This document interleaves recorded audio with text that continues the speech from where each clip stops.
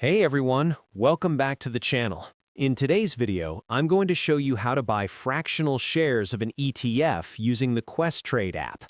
So once I open up Questrade, the first thing I usually do is head down to the bottom left and tap on the buy-sell option.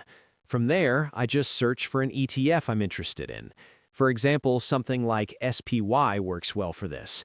When I open it up, I always check the top right corner to see if it shows fractional in blue.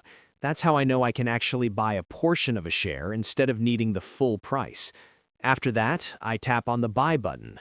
One thing I make sure to do here is switch the order type from limit to market order. That way I can enter a dollar amount instead of worrying about whole shares. From there, I just type in how much I want to invest. It can be a small amount, even just a few dollars, and Questrade will automatically calculate the fractional quantity for me. Once everything looks good and the market is open, I just review the order and continue through the process. Honestly, once you get used to it, it's a really simple way to start investing in ETFs without needing a lot of money up front.